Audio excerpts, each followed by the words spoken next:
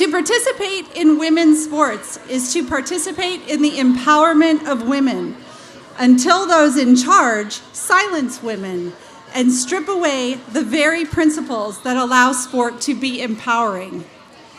This last year, I saw firsthand the damage that occurs when we blur the definition of woman as I watched my daughter and other female collegiate swimmers face Leah Thomas, the first male swimmer in women's NCAA swimming.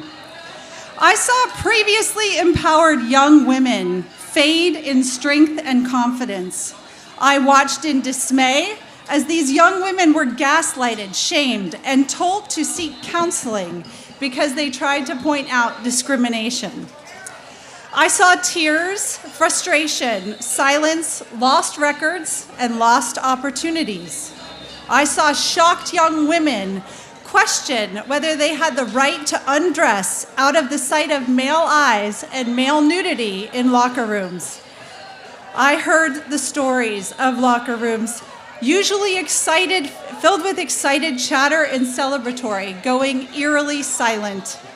I watched mothers in stands crumple over in tears, and fathers that could not bear to watch. What I witnessed was nothing short of emotional blackmail and abuse.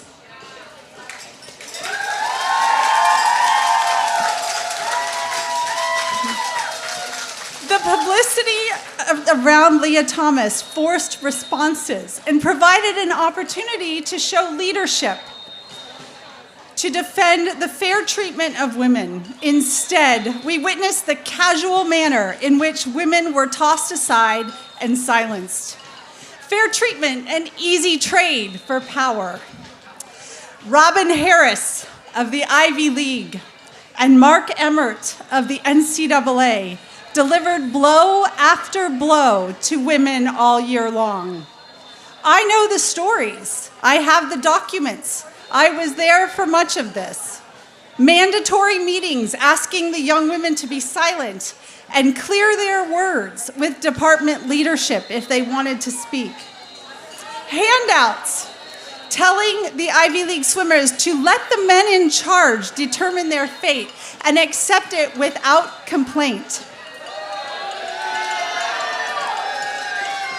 Messages sent over email to seek counseling if you as a young woman don't want to undress in front of a man. Announcements at every dual meet, threatening compliance or being labeled hateful if you believe women should not have to compare their physical bodies next to those of males. Is this what we want? Is this the future we want for our daughters? Is this what we send them to college for? To learn subjugation and silence in the face of discrimination from those who were set up to protect and encourage them to find their value and passions in life. This is not the world I want for my daughter. It is not the world that women and girls deserve. Over this last year, I've become aware of how prevalent these rules are that view women as less worthy than our male counterparts. And I now know how little the leaders in the NCAA and the Ivy League think of women. I know we cannot depend on legislation like Title IX alone to protect us. And I know that presently, the ACLU, the Women's Sports Foundation, and the National Women's Law Center no longer defend women.